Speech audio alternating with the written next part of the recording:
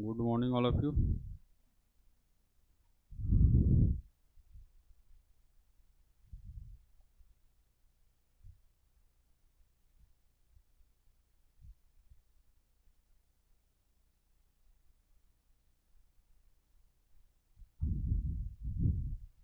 दिख रहा है जी पीछे?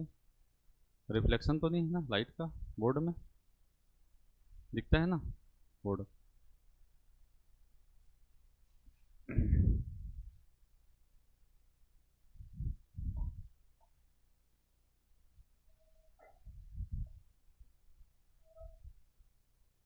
कल देखे थे हम लोग भाषा का उद्भव और विकास। ठीक है, हिंदी भाषा का उद्भव और विकास किस आधार पर हुआ। तो इसमें एक क्वेश्चन जो मैंने आपको बताया था, ठीक है, कि भाषा का विकास क्रम किस आधार पर है। तो सबसे प्राचीन भाषा कौन सी है? संस्कृत है जी। कौन सी है? संस्कृत। ओके, संस्कृत के बाद में पाली भाषा, संस्कृत के बाद में पाली भाषा, पाली के बाद में प्राकृत भाषा। ठीक है, प्राकृत भाषा के बाद में अपभ्रंश भाषा। अपभ्रंश भाषा कौन सी भाषा थी? प्राकृत भाषा का बिगड़ा हुआ रूप, प्राकृत भाषा का बिगड़ा हुआ रूप, ठीक, विकृत रूप, उसी को क्या कहते हैं? अपभ्रंश भाषा कहते हैं। अपभ्रंश भाषा के बाद में अवहट्ट भाषा। अपभ्रंश को भी और जब बिगाड़ दिया गया, तोड़ मरोड़ कर प्रस्तुत किया गया, तब वह कौन सी भाषा बनी? अवहट्ट भाषा। अवहट्ट के बाद में हिंदी भाषा। ये हिंदी भाषा का विकास क्रम है जी, इसको याद रखिएगा। और अपभ्रंश भाषा में मैंने बताया था, हिंदी में 4 अपभ्रंश भाषाओं का प्रयोग हुआ। एक कौन सा आपका? सौरसेनी, एक कौन सा आपका? मागधी, एक कौन सा आपका? अर्धमागधी, और एक खस। और इन्हीं अपभ्रंश भाषाओं से हिंदी की 5 उपभाषाएं बनी थी। हिंदी की 5 उपभाषाएं बनी थी, क्योंकि हिंदी मैंने बताया था भारत के 9 राज्यों और 1 केंद्र शासित प्रदेश दिल्ली में बोली जाती है। सभी जगह हिंदी बोलने के अलग अलग पैटर्न हैं।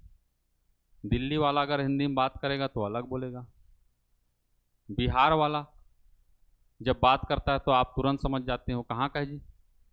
लालू प्रसाद यादव। ठीक है जी। हरियाणा वाला जब बात करेगा तो समझ में आ जाएगा वो कहाँ का है? हरियाणा का है।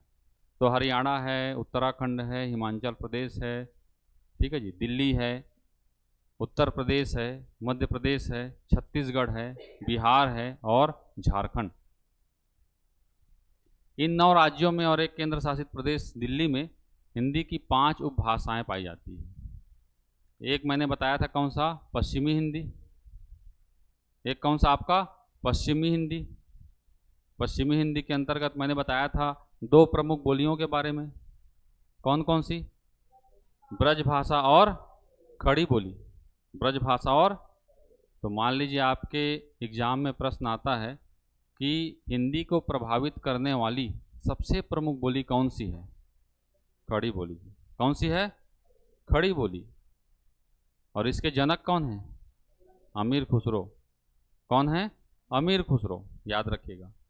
खड़ी बोली और ब्रजभाषा पश्चिमी हिंदी के अंतर्गत। ठीक है, पूर्वी हिंदी के अंतर्गत छत्तीसगढ़ी और अवधी, अवध के क्षेत्र में, और बघेली, बघेलखंड का पठार सुने हो जी? एक बुंदेलखंड का पठार है और एक बघेलखंड का पठार, उत्तर प्रदेश। ठीक है जी। तो अवधी, छत्तीसगढ़ी और बघेली ये पूर्वी हिंदी के अंतर्गत बोली जाने वाली बोलियां हैं। ठीक है, राजस्थानी हिंदी जो राजस्थान के क्षेत्र में बोली जाती है। राजस्थान कहने का मतलब आपका जयपुरी, मेवाती, मारवाड़ी। ठीक है जी। इसके अलावा आपका बिहारी, बिहारी हिंदी, मैथिली, संथाली सुने होंगे आप लोग। ठीक है जी, ये बिहारी हिंदी के अंतर्गत आता है। तो इस प्रकार से हिंदी की 5 उपभाषाएं हैं। तो भाषा में सबसे पहले आती है बोली। कोई भी भाषा सबसे पहले क्या कहलाती है? बोली कहलाती है। जैसे छत्तीसगढ़ी, छत्तीसगढ़ी क्या है जी? बोली है या भाषा है? बोली है। तो किसी भी भाषा को, किसी भी बोली को भाषा बनने के लिए मैंने बताया था दो महत्वपूर्ण चीज होना आवश्यक है। पहला कौन सा? व्याकरण। पहला कौन सा? व्याकरण। और दूसरा लिपि। दूसरा कौन सा? लिपि। अच्छा, भारत में कितनी लिपियां पाई जाती है? भारत में कितनी भाषाएं हैं? 22 भाषा। कितनी भाषा? संविधान पढ़े हैं आप लोग? कौन से भाग में है भाषाओं का उल्लेख? कौन से भाग में है? अनुसूची 8। अनुसूची 8। अनुसूची 8 में 22 भाषाओं का उल्लेख है जी। ठीक है। और इन्हीं 22 भाषाओं की 22 क्या हैं? लिपियां हैं। लिपि कहने का मतलब, लिपि कहने का मतलब क्या होता है? हाँ, लिखने की विधि। लिखने की विधि, लिखने का तरीका, लिखने का ढंग, भाषा को प्रकट करने के लिए जिन मौलिक चिन्हों की आवश्यकता होती है उसे ही क्या कहते हैं जी? लिपि कहते हैं। सबसे पहले बच्चा जब जाता है तो पहले उसको इसी लिपि के बारे में सिखाया जाता है कि अ अगर हम बोलते हैं तो अ तो क्या है? एक मौखिक रूप है, लेकिन उसको लिखना कैसे है? दैट इज कॉल्ड लिपि। उसे ही क्या कहते हैं? लिपि कहते हैं। तो बोली को भाषा बनने के लिए दो महत्वपूर्ण चीज होती है, पहली व्याकरण और दूसरी लिपि। बोली का क्षेत्र सीमित होता है। छत्तीसगढ़ में ही आप लोग पढ़े होंगे, छत्तीसगढ़ में कितनी प्रकार की बोलियां बोली जाती है?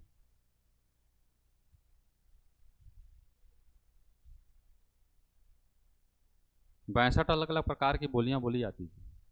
कितनी? 62, 62। सरगुजा के लोग अगर छत्तीसगढ़ी में बात करेंगे तो देखना आप उसमें कहीं न कहीं एमपी का समावेश होगा। होगा कि नहीं? बस्तर दंतेवाड़ा के क्षेत्र में जो बोली बोली जाती है उसमें आंध्र प्रदेश या तेलंगाना का समावेश होगा। इसलिए उधर की प्रमुख बोलियां क्या हैं? हल्बी। कौन सी है? हल्बी। लाला जगदलपुरिया सुने हो नाम? हल्बी। जसपुर के क्षेत्र में कोरवी, कोरवा जनजाति, विशेष पिछड़ी जनजाति। और ओरिजिनल जो छत्तीसगढ़ी है ये छत्तीसगढ़ के मध्य भाग में, मतलब महानदी बेसिन। कौन सा? महानदी बेसिन। इसके अंतर्गत 3 संभाग आते हैं। कौन कौन से? एक तो रायपुर, एक बिलासपुर और एक दुर्ग। ये 3 संभाग में ही ओरिजिनल छत्तीसगढ़ी बोली जाती है। बाकी जितने भी बॉर्डर में जो डिस्ट्रिक्ट पाए जाते हैं वहाँ पर उनसे लगे हुए जो दूसरे राज्य हैं उनका भी प्रभाव देखने को मिलता है, बोलियों में भी, रहन सहन में भी, खान पान में भी। इवन जैसे आप रायगढ़ के कोई हैं क्या? रायगढ़, चंद्रपुर और आगे आप जाएंगे बरमकेला, सरिया, तो उधर के लोग छत्तीसगढ़ी कम, उड़िया ज़्यादा बोलते हैं। देखें, खान पान में भी कोई न कोई परिवर्तन हो जाता है। तो बोलियों का क्षेत्र क्या होता है? सीमित होता है। बोलियों का क्षेत्र सीमित होता है। वही क्षेत्र जब उसका जब विस्तार होता है तो वही बनती है बोली से विभाषा। बोली से क्या बनती है? विभाषा, या इसी को कहते हैं उपभाषा। मतलब बोली के बाद में किसका विकास हुआ है? उपभाषा का। हिंदी की 5 उपभाषाएं जो मैंने बताई। ओके। और अगर उसका क्षेत्र विस्तृत हो गया तब उसे ही क्या कहते हैं? भाषा कहते हैं। उसे ही क्या कहते हैं? भाषा कहते हैं। और अगर उसको करेक्ट कर दिया गया तब यह कहलाती है मानक भाषा। क्या कहलाती है? मानक भाषा। ठीक है। तो सबसे पहले बोली, बोली के बाद में उपभाषा या विभाषा। ठीक है। विभाषा के बाद में भाषा और भाषा के बाद में मानक भाषा। जैसे मैंने कल बताया था, मानक भाषा में अगर पूछा जाए गए और गए, इन दोनों शब्दों में मानक रूप कौन सा है कहेंगे तो कौन सा होगा? गए होगा, ए वाला होगा। हिंदी के जो शिक्षाविद हैं इनके द्वारा इन दोनों शब्दों के बीच जब कन्फ्यूजन हुआ कि किसको लिखा जाए एग्जैक्ट, तब उनके द्वारा मानकीकरण किया गया और वहीं से उठ के आया कि इस शब्द को क्या करना है, सही लेना है। क्लियर है? तो ये कल मैंने बता दिया था। आगे मैंने बताया था कि भाषा, भाषा किसे कहते हैं? भाषा किसे कहते हैं जी?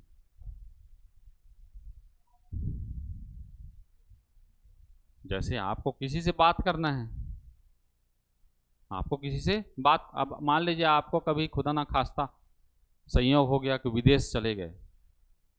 कहाँ चले गए? विदेश चले गए। तो सबसे पहले आपको क्या जानना चाहिए वहां? आप कैसे अपने विचारों को व्यक्त करेंगे जी? हम लोग आंध्र प्रदेश गए थे, हैदराबाद, अब नमक लेने आना था, तो हम लोग तो हिंदी में बात करेंगे, हमको जो भाषा आती है, लेकिन सामने वाले को वो समझ में आए तब वहाँ पर वहाँ की जो लोकल भाषा है तेलुगु, वो आनी चाहिए, तब आप अपने विचार को वहाँ तक प्रकट कर सकते हैं। तो भाषा क्या है?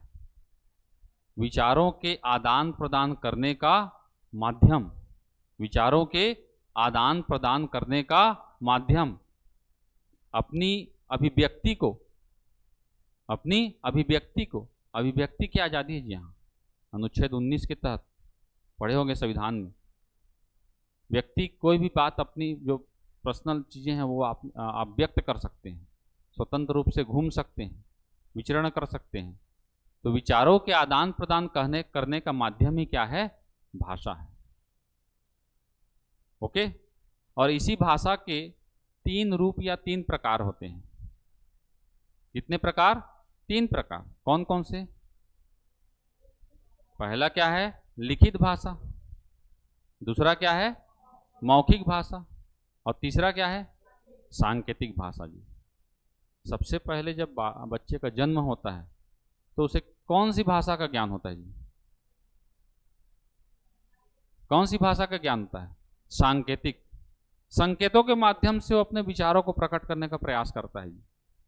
या तो रोता है या हंसता है, अच्छा लगेगा तो हंसेगा और भूख लगेगी तो रोएगा, सीधी सी बात। उसके बाद धीरे धीरे उसको मौखिक भाषा सिखाई जाती है, जो सुन सुनकर, सबसे पहले सुनकर ही हम किसी चीज को सीखते हैं। तो पहला आपका सांकेतिक भाषा, उसके बाद में मौखिक भाषा और उसके बाद में लिखित भाषा। तीनों में सबसे कठिन कौन सा होता है? सांकेतिक, क्योंकि संकेत कभी भी रिजिड नहीं होते, फिक्स नहीं होते, संकेत बदलते रहते हैं। संकेतों को पहले समझना पड़ता है, तब आप जान पाएंगे। ठीक है? और सबसे सरल रूप कौन सा है? मौखिक भाषा। और मौखिक भाषा में ही सबसे छोटी इकाई आती है ध्वनि, जो आप सुन रहे हैं, जो आप सुन रहे हैं। लिखित रूप में उसे ही कहते हैं वर्ण। लिखित रूप में क्या कहेंगे? वर्ण कहेंगे। तो वर्ण कहेंगे, वर्ण कहेंगे या ध्वनि कहेंगे जी, या इसी को कहा जाता है अक्षर। क्या कहा जाता है? अक्षर। अक्षर। मौखिक रूप में ध्वनि कहते हैं, ठीक है? लिखित रूप में वर्ण कहते हैं, और एक नाम और है क्या? अक्षर। क्लियर है? ये भाषा का पहला अंग है, भाषा का पहला अंग, सबसे छोटा अंग, सबसे छोटी इकाई। और ये कई बार आपके एग्जाम में प्रश्न पूछा गया है। क्या पूछा गया है? भाषा की सबसे छोटी इकाई कौन सी होती है? या उसी को कहते हैं भाषा की लघुत्तम। लघुत्तम मतलब सबसे छोटी। तो भाषा की सबसे छोटी इकाई कौन सी होती है? वर्ण होती है। अच्छा, मान लीजिए एग्जाम में इस प्रकार का ऑप्शन आ गया, पहला आ गया वर्ण, दूसरा ऑप्शन आ गया ध्वनि, तीसरा ऑप्शन आ गया अक्षर, और चौथा ऑप्शन आ गया ऑल। कौन सा आंसर होगा? उपरोक्त सभी। उपरोक्त सभी जब भी ऑप्शन देखें तो पहले आपको क्रॉस चेक करना है कि तीनों के तीनों आंसर सही है या नहीं है, तब आपको 1 नंबर मिलेगा। हिंदी एक ऐसा सब्जेक्ट है जो चूँकि हम वार्तालाप में इसका प्रयोग करते हैं तो हमको सरल लगता है, लेकिन जो हम बोलते हैं वो जरूरी नहीं सही हो। कहीं पर हम लिंग से संबंधित अशुद्धि करते हैं, जैसे कार पुल्लिंग है या स्त्रीलिंग है, तो पहले समझना पड़ेगा कार चल रही है या कार चल रहा था, ट्रेन चल रही है या ट्रेन चल रहा था। सामान्य बोलचाल की भाषा में बोल देंगे ट्रेन चल रहा था, जबकि ट्रेन क्या है? स्त्रीलिंग शब्द। ट्रेन क्या है? स्त्रीलिंग शब्द। तब वहां पर आपका होगा ट्रेन चल रही थी या ट्रेन छूट चुकी थी, तब ये व्याकरणिक रूप से क्या होगा? शुद्ध होगा। और यही गलतियां हम हिंदी में करते हैं। हिंदी में बना के सभी आते हैं, लेकिन सही बना के आने वाले को ही नंबर मिलेगा जी, नहीं तो आपका 1.25 0.25 व्यापम का है नेगेटिव मार्क्स, और 0.33 मतलब 1/3 हिस्सा किसका है? पीएससी का है। तो जो भी प्रश्न बनाएं आप पहले पूरी तरीके से श्योर हो जाएं कि ये आंसर सही है, तब आपको लगाना है। तो इसका आंसर होगा क्या? उपरोक्त सभी। क्लियर है? तो भाषा का पहला अंग क्या है? वर्ण या ध्वनि या अक्षर। अक्षर कहते हैं। अक्षर कहने का मतलब क्या होता है?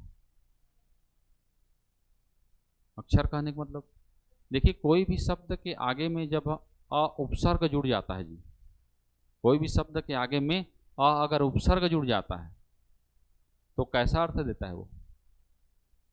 जैसे सहयोग, सहयोग में अ जोड़ देंगे तो असहयोग, मतलब निगेटिव अर्थ देता है, नकारात्मक अर्थ देता है।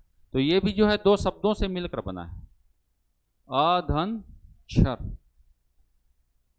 अधन क्षर बराबर अक्षर। कोई भी शब्द का अर्थ जानना है तो पहले उसको टुकड़ों में बांट दो। क्षर मतलब होता है क्षरण, विभक्त होना, छोटा होना, और अ जुड़ गया तो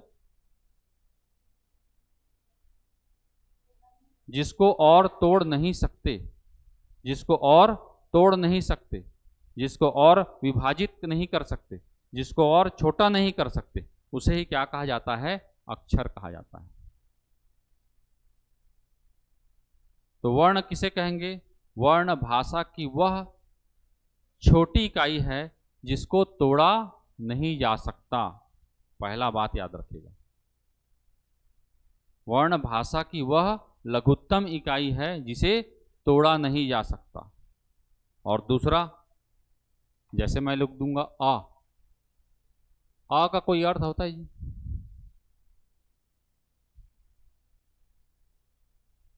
मान लीजिए मैं लिख दिया क का कोई अर्थ होता है? नहीं होता। वर्ण का कोई अर्थ नहीं होता, वर्ण का कोई अर्थ नहीं होता, याद रखिएगा। तो भाषा की वह लघुत्तम इकाई जिसे तोड़ा नहीं जा सकता और ना ही उसका कोई अर्थ होता है, उसे ही क्या कहा जाता है? वर्ण कहा जाता है। उसे ही क्या कहा जाता है? ध्वनि कहा जाता है। उसे ही क्या कहा जाता है? अक्षर कहा जाता है। मौखिक रूप में कहेंगे तो ध्वनि है, लिखित रूप में कहेंगे तो वर्ण है। अब यही प्रश्न अगर आपको एग्जाम में अलग अलग तरीके से पूछा जाए, जैसे मौखिक रूप में भाषा की सबसे छोटी इकाई कौन सी है, तो वर्ण मत लेना। प्रश्न जैसा पूछा जाएगा उसी आधार पर आपको आंसर को लेना है। लिखित रूप में भाषा की सबसे छोटी इकाई कौन सी है? भाषा की सबसे छोटी इकाई कौन सी है? तो उपरोक्त सभी बन जाएगा। वर्ण के बाद में अगला आता है आपका अंग शब्द। अगला आता है क्या?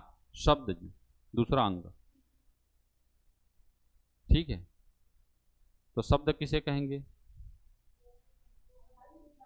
दो वर्णों का सार्थक मेल, दो वर्णों का सार्थक मेल जिसका कोई न कोई अर्थ जरूर होता है। जैसे मैं कहूंगा आ और ज दोनों को मिलकर क्या बन गया जी? आज। अब यह आज क्या है? ये एक शब्द है। आज क्या है? एक शब्द है जो काल को बता रहा है। किसको बता रहा है? वह आज आया, वह आज आया। तो आज यहां पर आने के क्या को बता रहा है? काल को बता रहा है। ये एक अव्यय शब्द है। यह क्या है? एक अव्यय शब्द है।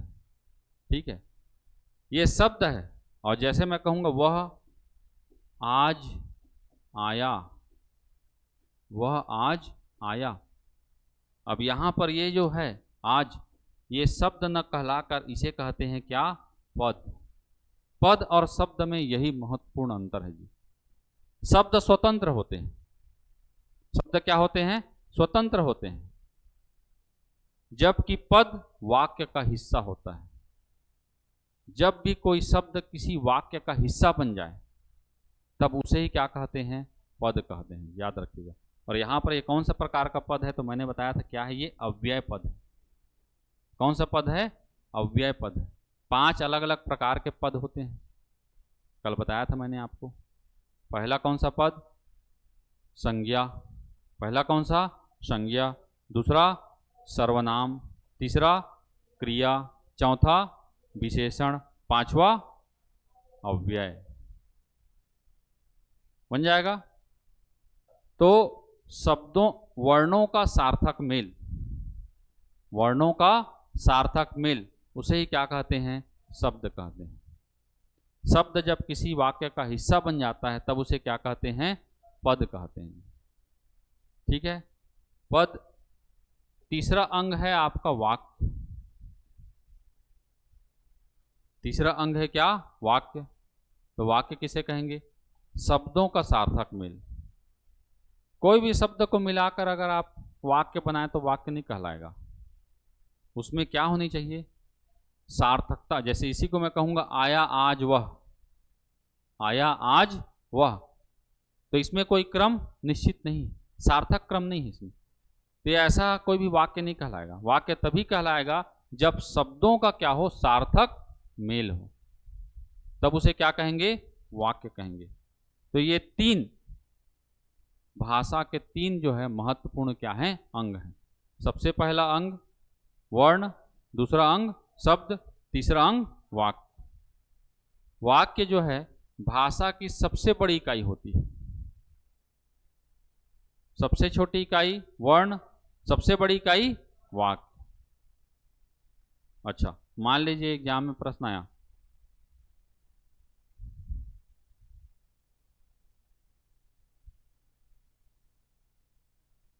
अर्थ के आधार पर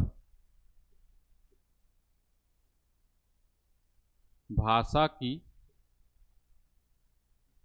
लघुत्तम इकाई है। अर्थ के आधार पर भाषा की लघुत्तम इकाई है। पहला वर्ण, दूसरा वाक्य, तीसरा शब्द, चौथा नन ऑफ दिस। कौन सा होगा आंसर? शब्द होगा। अब देखिए यहां पर आंसर बदल गया। क्यों बदल गया? क्योंकि प्रश्न अर्थ के आधार पर, क्योंकि वर्ण का कोई अर्थ नहीं होता। तो अर्थ के आधार पर भाषा की सबसे छोटी इकाई क्या होगी? शब्द होगी। ओके। अच्छा, मान लीजिए यहां पर आएगा भावार्थ के आधार पर। किसके आधार पर? भावार्थ के आधार पर भाषा की सबसे छोटी इकाई कौन सी होगी? तब आपको क्या लेना है? वाक्य लेना है। भावार्थ के आधार पर भाषा की सबसे छोटी इकाई वाक्य होगी। भाषा की सबसे बड़ी इकाई भी वाक्य होगी। ठीक है। प्रश्न के आधार पर आपको आंसर को लेना है। ठीक है। वाक्य भी हम 2 प्रकार के पढ़ते हैं। एक को कहा जाता है पद्य और एक को कहा जाता है गद्य। एक को कहा जाता है क्या? पद्य, और एक को कहा जाता है गद्य। पद्य का जब समूह बनता है तब उसे कहते हैं क्या? काव्य, कविता। ये पद्यों का समूह होता है, ठीक है। और गद्य का जो समूह है उसे क्या कहते हैं? साहित्य कहते हैं। क्या कहते हैं? साहित्य कहते हैं। बन जाएगा? बन जाएगा जी। तो भाषा के 3 अंग, पहला वर्ण, दूसरा शब्द और तीसरा वाक्य। और इन्हीं वर्ण में हम अलग अलग वर्णों के बारे में पढ़ते हैं, जिसको 2 भागों में बांटा गया है। पहला क्या है? स्वर वर्ण, और दूसरा क्या है? व्यंजन वर्ण। तो वर्ण विचार में इन्हीं वर्णों के बारे में पढ़ते हैं जी। और सबसे पहले पढ़ते हैं वर्णमाला। वर्णमाला जी किससे कहते हैं? वर्णमाला। हाँ, वर्णों का व्यवस्थित क्रम, याद रखिएगा, वर्णों का व्यवस्थित क्रम।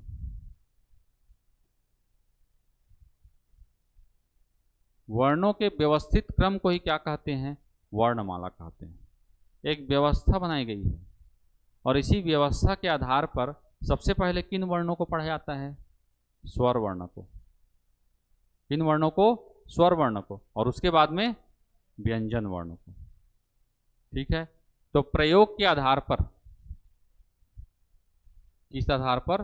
प्रयोग के आधार पर। प्रयोग के आधार पर वर्णमाला में वर्णों के कितने प्रकार हैं? 2 प्रकार हैं। वर्णों के 2 प्रकार होते हैं। पहले को कहा जाता है स्वर वर्ण और दूसरे को कहा जाता है व्यंजन वर्ण। पहले को कहा जाता है स्वर वर्ण और दूसरे को कहा जाता है व्यंजन वर्ण। अच्छा, वर्णमाला में कुल वर्णों की संख्या कितनी है? कितनी है जी? 52। कितनी है? 52, 52। इंग्लिश में कितनी है?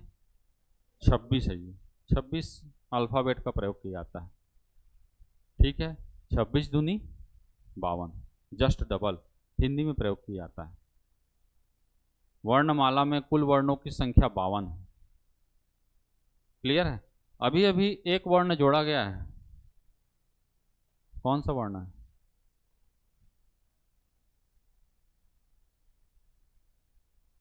ये कुछ क टाइप ही बनता है जी। का बोल लें या ला बोल लें, मराठी में इसका प्रयोग होता है। ठीक है। तो इस प्रकार से अभी कितने हो गए हैं? 53 हो गए हैं। कितने हो गए हैं? 53 हो गए, 53 हो गए हैं। क्लियर? इन्हीं 52 वर्णों को 2 भागों में पढ़ा जाता है, एक स्वर वर्ण और दूसरा व्यंजन वर्ण। ठीक है। स्वर वर्ण कितने हैं? 11 हैं। स्वर वर्ण कितने हैं? 11 हैं। और व्यंजन वर्ण कितने हैं? 33 हैं। कितने हैं? 33 हैं। अच्छा, 33 और 11 को जोड़ देंगे तो कितने होंगे? 44 होंगे। कितने होंगे? 44। और हम लोग कितने बोल रहे हैं? तो और कौन कौन से वर्ण हैं? हाँ, एक तो 2 है अयोग वाह। अयोग वाह, अम और आहा, ये कितने हो गए? 2। ठीक है। तो 44 और 2 46। और कौन से वर्ण हैं? 4 संयुक्त वर्ण हैं। संयुक्त वर्ण कितने हैं? 4 हैं। कितने हो गए? 50 हो गए। और 2 वर्ण कौन से हैं? हाँ, कौन से हैं? द्विगुण वर्ण। द्विगुण वर्ण या उत्क्षिप्त वर्ण कितने हैं? 2 हो गए। तो कितने हो गए? 52। लेकिन मूल वर्ण कितने हैं जी? तो मान लीजिए आपके एग्जाम में प्रश्न आ रहा है कि हिंदी वर्णमाला में मूल वर्णों की संख्या कितनी है, तब आपको कितना लेना है? 44 लेना है। हिंदी वर्णमाला में कुल वर्णों की संख्या कितनी है? 52। अच्छा, कभी कभी आप देखे होंगे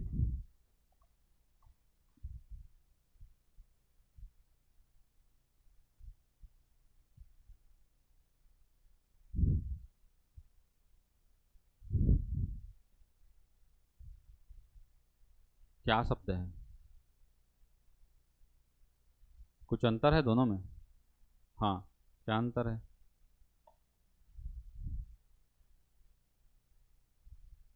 राज, ऊपर का क्या लिखा है? राज, और नीचे का राज। उच्चारण अलग हो रहा है। राज और राज झनकार के साथ उच्चारण किया जाता है, और इसी बिंदु को कहते हैं नुक्ता। क्या कहते हैं? नुक्ता कहते हैं। ठीक है, इनके होने या ना होने से अर्थ क्या हो जाते हैं जी? बदल जाते हैं।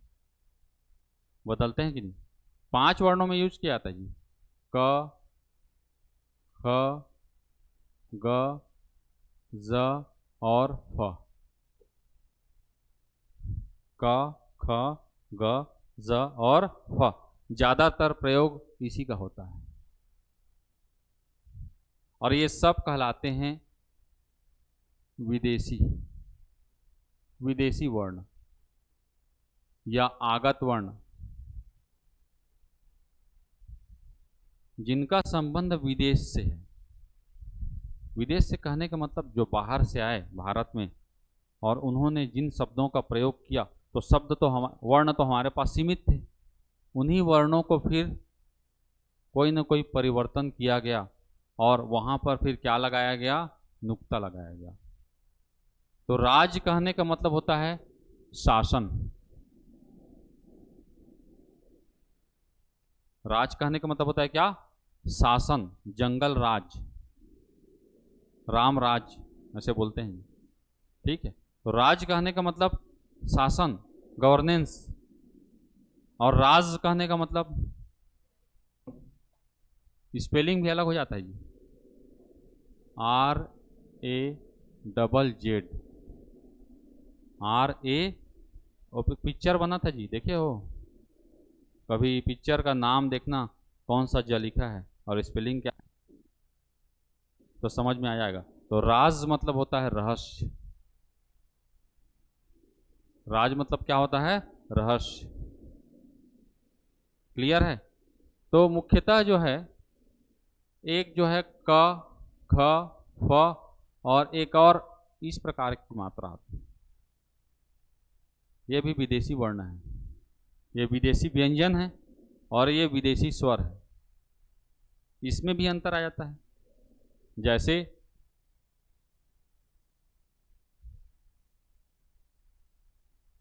अधिकतर इंग्लिश शब्दों में इसका प्रयोग किया जाता है, इस चिन्ह का। ऊपर का क्या लिखा है? बाल, और नीचे का बॉल। आ और ओ के बीच में इसका उच्चारण किया जाता है। बोल नहीं बोला जाता, बॉल बोला जाता है। आ और ओ के बीच में इसका उच्चारण किया जाता है। तो इसके होने से भी क्या हो जाता है? बाल मतलब केस, और बॉल मतलब गेंद। क्लियर है? तो 1, 2, 3, 4, इन्हीं 4 वर्णों को एनसीईआरटी कहता है मानक वर्ण। क्या कहता है? मानक वर्ण। तो हिंदी वर्णमाला में कुल मानक वर्णों की संख्या कितनी है कहेंगे तो 4 है, और पिछले जो है 52, तो 52 और 4 56। मानक वर्णों सहित कुल वर्णों की संख्या कितनी है? 56। याद रखिएगा। अंक पर आधारित प्रश्न आपके एग्जाम में कभी कभी पूछे जाते हैं। प्रश्न पूछने का अलग अलग तरीका होता है, कभी प्रकार से पूछता है, कभी उसके अंग से पूछता है, कभी नंबरिंग से पूछता है। ठीक है, तो इस चीज को याद रखेगा। कुल वर्णों की संख्या 52, मानक वर्णों के 7 वर्णों की संख्या 56, मूल वर्णों की संख्या 44, स्वर वर्णों की संख्या 11, व्यंजन वर्णों की संख्या 33, अयोगवाह की संख्या 2, संयुक्त की संख्या 4, द्विगुण की संख्या 2। अंक पर आधारित प्रश्न। ठीक है, तो यहां पर सबसे पहला आता है स्वर वर्ण। स्वर वर्ण किसे कहते हैं? स्वर वर्ण जी। हाँ, पहला इसका सबसे पहली खास बात है, वे वर्ण जो क्या होते हैं? स्वतंत्र होते हैं। वे वर्ण क्या होते हैं? जो स्वतंत्र होते हैं। ठीक है, जिन वर्णों के लिए अन्य वर्णों की सहायता, अन्य वर्णों की सहायता, अन्य वर्णों की सहायता नहीं ली जाती। और तीसरी खास बात, ऐसे वर्ण जो बिना किसी अवरोध के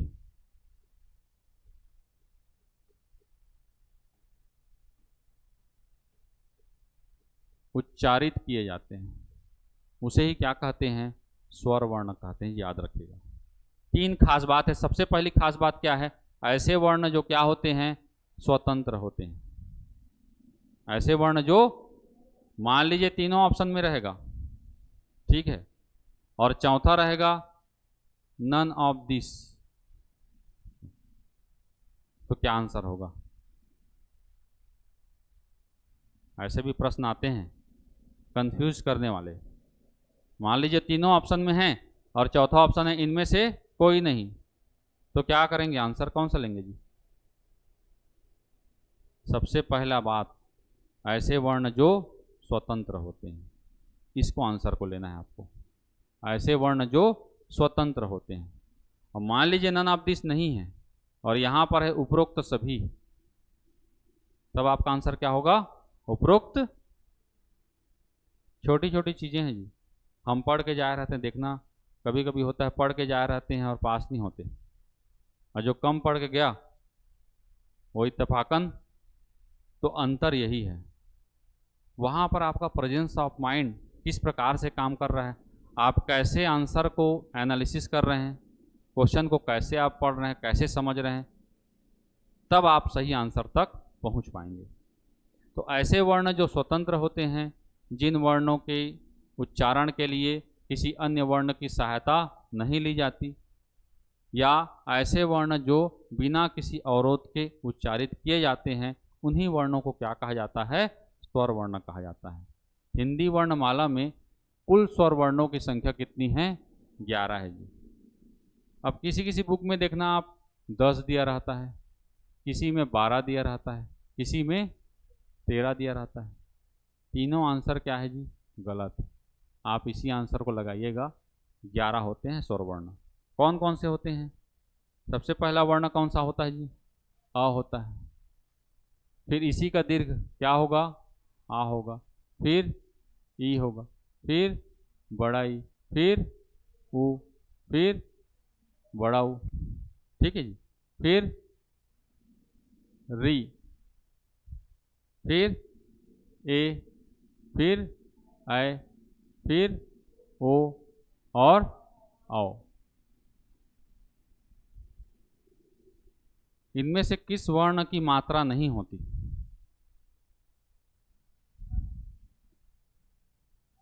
हाँ, किसकी मात्रा नहीं होती? अ की मात्रा नहीं होती, ठीक है। बाकी सभी की होती है कि नहीं मात्राएं? री की मात्रा कौन सी है? इस प्रकार से लिखते हैं, ठीक है। ए में एक डंडी, ऐ में 2 डंडी, ओ और औ। तो मान लीजिए अगर एग्जाम में प्रश्न आएगा, मात्रा के आधार पर, मात्रा के आधार पर कुल स्वर वर्ण कितने हैं, तब आपका आंसर होगा 10। अ की कोई मात्रा नहीं होती। अ बाय डिफॉल्ट सभी व्यंजन वर्ण में शामिल होता है, और जब इस अ को निकाल देते हैं उस वर्ण से, जैसे क लिखूंगा तो यहां पर आधा क और अ, तब एक चिन्ह का प्रयोग किया गया है। इस चिन्ह को क्या कहते हैं जी? हलंत कहते हैं। क्या कहते हैं? हलंत कहते हैं। याद रहेगा। और इसी अवर्ण को जी, चूंकि सभी व्यंजन वर्ण में शामिल है, ठीक है, लेकिन मात्रा नहीं है, इसीलिए इसे कहते हैं कोमल वर्ण या उदासीन वर्ण। कोमल वर्ण या उदासीन वर्ण, ठीक है। या एक तो कोमल वर्ण है, या उदासीन वर्ण, या शहीद वर्ण,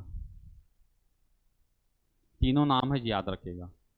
तो मान लीजिए कभी प्रश्न आएगा कि निम्नलिखित में से कौन सा वर्ण उदासीन वर्ण है, निम्नलिखित में से कौन सा वर्ण कोमल वर्ण है, या निम्नलिखित में से कौन सा वर्ण शहीद वर्ण है, तो आपका आंसर होगा क्या?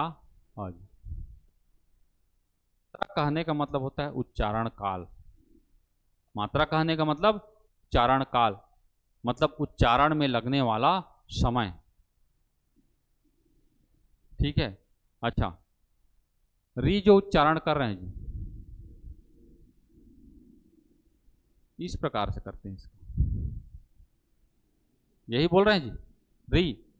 जबकि र क्या है? एक व्यंजन वर्ण है। र क्या है? एक व्यंजन वर्ण है। व्यंजन वर्ण के माध्यम से ही इसका उच्चारण कर रहे हैं। ओके। साथ ही साथ आप देख रहे हैं कि सभी स्वर वर्ण का दीर्घ वर्ण है। री का है क्या? संस्कृत में होता है। तो ये मूल रूप से कहां से लिया गया है जी? संस्कृत से लिया गया है। संस्कृत में इसकी बड़ी मात्रा होती है इस प्रकार से। तो निम्नलिखित में से कौन सा वर्ण, ठीक है, संस्कृत भाषा से लिया गया है, कहेंगे तो री। निम्नलिखित में से कौन से वर्ण का उच्चारण व्यंजन के माध्यम से होता है, तो री। उच्चारण के आधार पर स्वर वर्णों की संख्या कितनी है?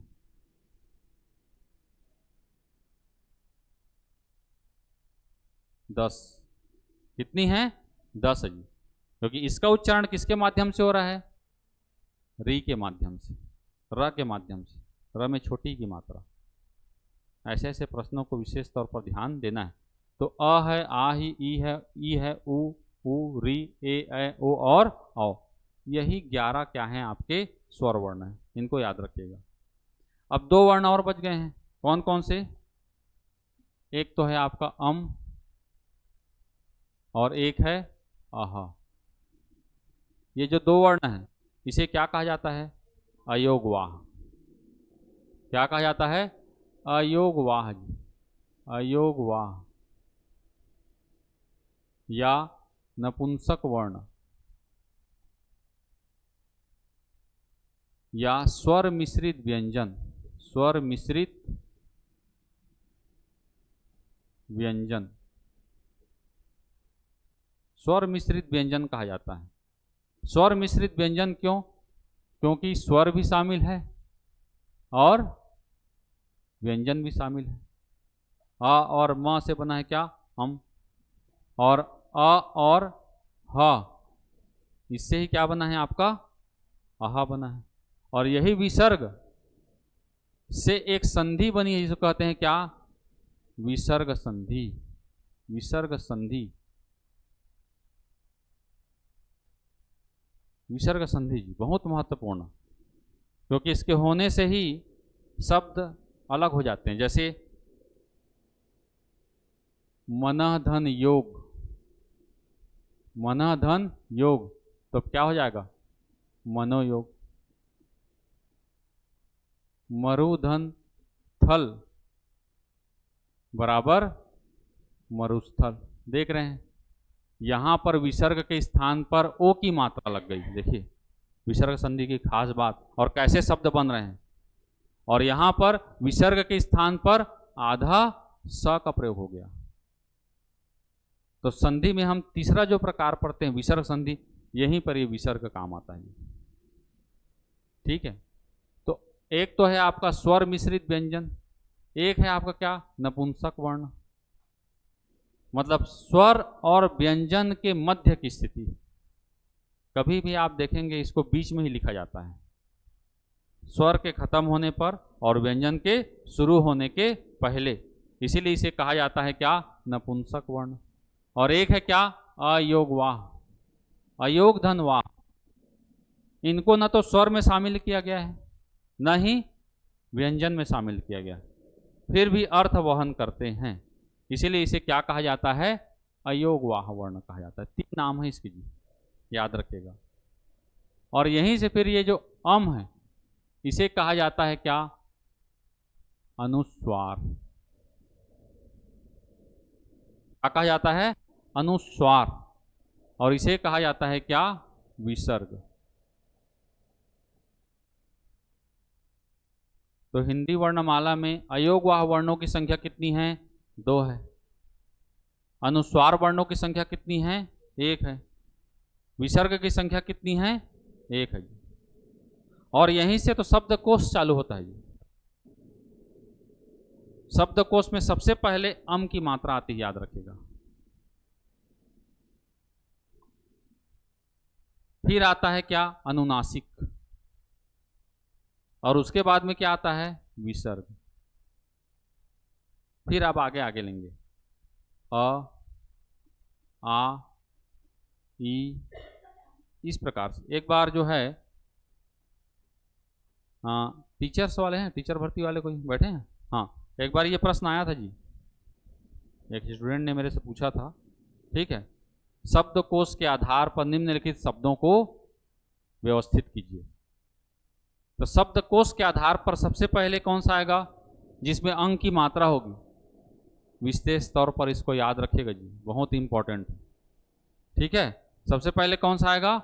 अम की मात्रा वाले शब्द, उसके बाद में अनुनासिक वाले शब्द, और उसके बाद में विसर्ग वाले। उसके बाद आपको इधर आगे का लेना है जी। क में भी कहेंगे तो क में अंक की मात्रा, जैसे कंठ लिखा है तो पहले उसको लेना है। ठीक है, उसके बाद में इस प्रकार की मात्रा, और उसके बाद में क में ह की मात्रा, उसके बाद में फिर लेना है क का, जो 12 खड़ी पढ़ते हैं जी। बन जाएगा? बन जाएगा। ठीक है, तो ये जो है आपका अनुस्वार और एक जो है आपका विसर्ग। अच्छा, अनुस्वार कहते हैं। अनुस्वार किसे कहेंगे? ऐसे वर्ण जिनके, पढ़ तो लिए हैं क्या आप लोग? हिंदी पढ़ लिए ना? कितने लोग हैं जो हिंदी पढ़ लिए हैं जी? पढ़ लिए ना? ठीक है, चलिए। अनुस्वार किसे कहेंगे? मुंह और नाक से। अच्छा,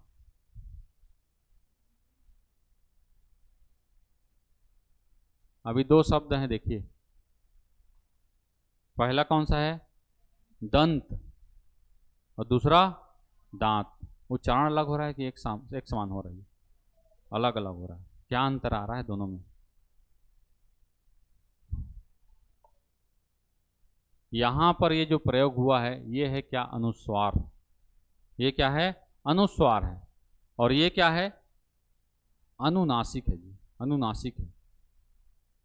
ऐसे वर्ण जिनके उच्चारण के समय हवा सिर्फ नाक के माध्यम से बाहर निकले। ऐसे वर्ण जिनके उच्चारण के समय हवा सिर्फ नाक के माध्यम से बाहर निकले, उसे क्या कहते हैं? अनुस्वार कहते हैं। दंत कह रहे हैं, रंग कहेंगे, पंख कहेंगे, सभी में आप नाक में झंझनाहट महसूस करेंगे, क्योंकि उसी नाक का प्रयोग हो रहा है। कभी सर्दी जुकाम रहता है, आप फोन में बात करते हैं तो समझ में आ जाता है सामने वाले को। क्यों? क्योंकि हमारा प्रोनाउंसिएशन सही नहीं हो रहा है, हमारी जो इंद्रियां हैं वो सही तरीके से काम नहीं कर रही है। क्योंकि इसके उच्चारण में किसका प्रयोग होता है? नाक का प्रयोग होता है। ऐसे वर्ण जिसके उच्चारण में हवा नाक और मुंह दोनों के माध्यम से, उसे क्या कहेंगे? अनुनासिक कहेंगे। बन जाएगा? ठीक है, और यही जो अनुनासिक की मात्रा है जी, ये 5 अलग अलग वर्णों में आती है। अंगा, अण, न, म, और एक यहां पर है इया। जैसे रंग लिखते हैं, रंग। ठीक है, इसको अगर विभक्त करने के लिए बोला जाए, ठीक है, तो कैसे विभक्त होगा?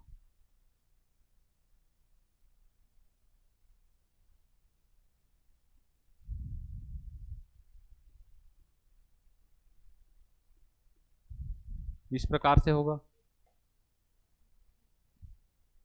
ठीक है, यह शुद्ध है। यहां पर होगा क्या? अंगा। मतलब अनुस्वार का प्रयोग किसके स्थान पर हुआ है? अंगा के स्थान पर। ये 5 वर्णों के स्थान पर अंग की मात्रा लगती है, लेकिन किस वर्ण के स्थान पर लगी है ये कौन बताएगा? आगे वाला वर्ण बताएगा। आगे वाला वर्ण कौन से वर्ग का है? क वर्ग का है। तो किसके स्थान पर लगेगा? अंगा के स्थान पर। जैसे झंडा लिखते हैं, झंडा, तो यहां पर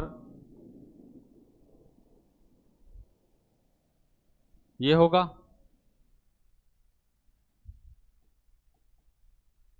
ये होगा, कौन सा होता है? हो रहा है, क्यों? क्योंकि ड का 5वां वर्ण कौन सा है? अण है। अच्छा, कई जगह देखे होंगे आप, जैसे अन्य,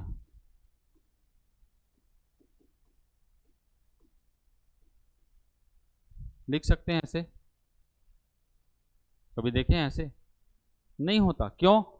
क्योंकि यहां पर ये जो आगे वाला वर्ण है य, इसमें 5वां वर्ण होता ही नहीं है, इसलिए इन सब वर्णों को हम रिप्लेस, अनुस्वार के द्वारा रिप्लेस नहीं कर सकते। य में 4 ही वर्ण होते हैं, अनुनासिक होता नहीं, य, र, ल और व, 4 ही होते हैं। इसी प्रकार से ऊष्म वर्ण में श, श, स और ह, ये 4 ही होते हैं। तो जब भी आगे वाला वर्ण इस वर्ग का होगा या इस वर्ग का होगा, तब वहां पर हम अंग की मात्रा नहीं लगा सकते। बन जाएगा? बन जाएगा जी, ठीक है। तो इस प्रकार से स्वर वर्णों की संख्या कितनी है जी? 11 है। इन्हीं स्वर वर्णों को अलग अलग भागों में वर्गीकृत किया गया है। स्वर वर्णों का वर्गीकरण कैसे बांटा गया है? इनको अलग अलग आधार पर। एक जो है आपका श्वास की मात्रा के आधार पर, या इसी को कहते हैं उच्चारण काल के आधार पर, या इसे ही कहते हैं मात्रा के आधार पर। श्वास की मात्रा और ये मात्रा दोनों अलग अलग है। ये मात्रा कहने का मतलब क्या है? उच्चारण काल। और यहां पर मात्रा कहने का मतलब क्या है? क्वांटिटी। ठीक है, तो श्वास की मात्रा के आधार पर या उच्चारण काल के आधार पर या मात्रा के आधार पर स्वर वर्ण के कितने प्रकार हैं जी? 3 प्रकार होते हैं। कितने प्रकार? 3 प्रकार। कौन कौन से होते हैं? पढ़े हैं उन लोग, बताओ।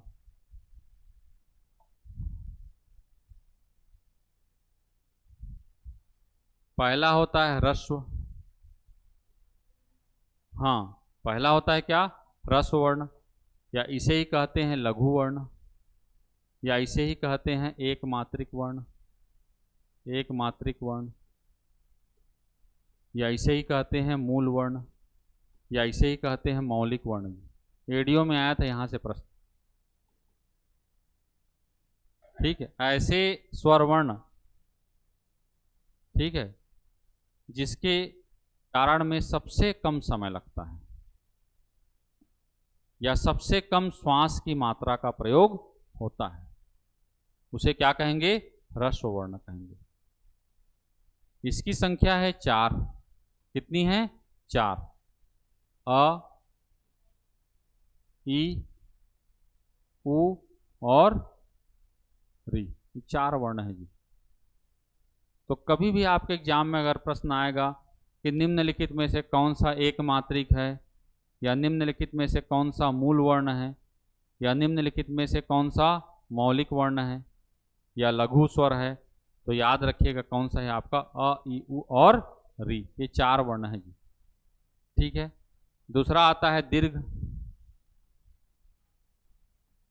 या इसी को कहते हैं गुरु, या इसी को कहते हैं द्विमात्रिक,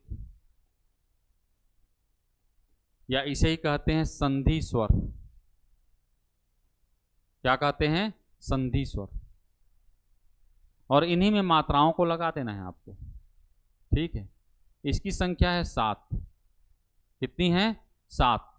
आ है, ई है, बड़ा ऊ है और री है, सॉरी ए, ऐ, ओ और औ। आ, ई, उ, ठीक है, ए, ऐ, ओ और औ। ये जो 4 वर्ण है जी, इसे कहा जाता है संयुक्त वर्ण, संयुक्त स्वर। और इसी का प्रयोग होता है, देखिए जी, वृद्धि स्वर संधि में। कौन सा? वृद्धि स्वर संधि। स्वर संधि जब आप पढ़ाऊंगा मैं अभी आप लोग को बाद में, तो वहां पर ये सारा चीज काम आएगा। ठीक है, ये 4 वर्ण है, इसे कहते हैं क्या? संयुक्त स्वर। संयुक्त वर्ण अलग है, छ, त्र, स्र और ज्ञ, ये संयुक्त क्या है? स्वर है, क्योंकि इनका निर्माण 2 स्वर वर्णों का योग से होता है। इसीलिए क्या कहा जाता है? जैसे नर धन इंद्र बराबर नरेंद्र, गुण स्वर संधि। गुण स्वर संधि और वृद्धि स्वर संधि में इनका प्रयोग किया जाता है जी। क्लियर है? ठीक है, तो इस प्रकार से ऐसे वर्ण जिनके उच्चारण में ज़्यादा समय लगता है, या श्वास की ज़्यादा मात्रा का प्रयोग होता है, या दोगुना श्वास की मात्रा का प्रयोग होता है, तब उसे क्या कहेंगे? दीर्घ स्वर कहेंगे। और तीसरा है आपका प्लुत। तीसरा है आपका क्या? प्लुत, या त्रिमात्रिक कहा जाता है। तो प्लुत कहने का मतलब क्या होगा? ऐसे वर्ण जिनके उच्चारण के समय तिगुना समय लगता है, या दीर्घ वर्ण से भी ज़्यादा समय लगता है, उसे क्या कहेंगे? प्लुत स्वर कहेंगे। ये ज़्यादातर प्रयोग जो है संगीत में होता है। किसमें? संगीत में, या संबोधन करने में, या रोने में। गाना गाते हैं गायक लोग, ठीक है, तो उसमें देखना कई वर्णों को अतिरिक्त समय दिया जाता है। जैसे उच्चारण भी करते हैं, मंत्रों का उच्चारण ओम बोलते हैं, ओम इस प्रकार से लिखा जाता है। ये आया भी हुआ था एक बार, ओम किस प्रकार से लिखा जाता है? इस प्रकार से भी लिखा जाता है, या ऐसा भी लिख सकते हैं आप, या ओ, उ और म, 3 वर्ण लगे इसमें। वर्ण एक ही है लेकिन इसमें 3 वर्णों का समावेश हुआ है, तो 3 गुना समय लगता है। किसी को चिल्लाते हैं रामू, कुकड़ू कु, मुर्गा बांक मारता है सुबह सुबह, सबसे पहले वही उठता है, ठीक है, तो वहां पर जब तिगुना समय दिया जाता है या अतिरिक्त समय दिया जाता है, तब उसे क्या कहेंगे? आपका प्लुत वर्ण कहेंगे। इसकी संख्या निर्धारित नहीं है। तो मान लीजिए आपके एग्जाम में आएगा कि रस वर्णों की संख्या कितनी है, तो याद रखिएगा 4 है। प्लुत वर्णों की संख्या कितनी है? निर्धारित नहीं की गई है, ऐसा आंसर रहेगा, ठीक है। और दीर्घ वर्णों की संख्या कितनी है? 7 है जी। बन जाएगा। तो पहला ये क्या है आपका? श्वास की मात्रा के आधार पर, या उच्चारण काल के आधार पर, या मात्रा के आधार पर, पहला प्रकार है, ठीक है। एक है आपका जीभ की अवस्था के आधार पर,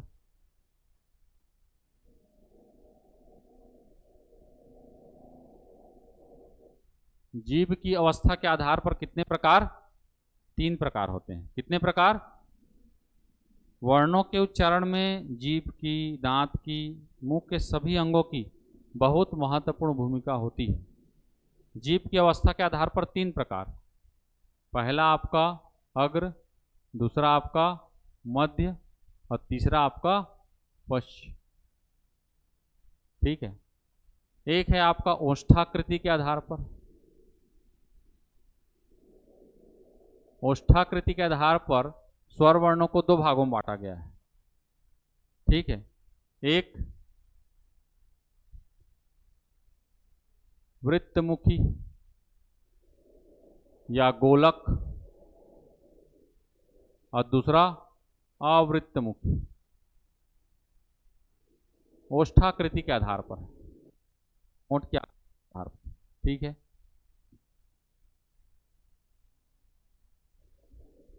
हाँ, वृत्तमुखी भी कहते हैं, वही है वृत्तमुखी, लिखा तो हूं, बता रहा हूं। एक है आपका मुखाकृति के आधार पर, आप जो बोल रहे हैं यहां से, मुखाकृति या मुख द्वार के आधार पर, मुखाकृति या मुख द्वार के आधार पर, ठीक है। 4 प्रकार होते हैं। पहला है आपका विवृत, दूसरा है आपका संवृत, तीसरा है आपका अर्ध संवृत, और चौथा है आपका अर्ध विवृत। किसके आधार पर है ये? मुख द्वार या मुखाकृति के आधार पर, मुख कैसा बन रहा है उसके आधार पर है, ठीक है। एक है आपका अनुनासिकता के आधार पर, अनुनासिकता के आधार पर स्वर वर्ण के कितने प्रकार हैं? 2 प्रकार हैं, ठीक है। पहला जो है आपका निरानुनासिक, और दूसरा है अनुनासिक, अनुनासिक या सानुनासिक।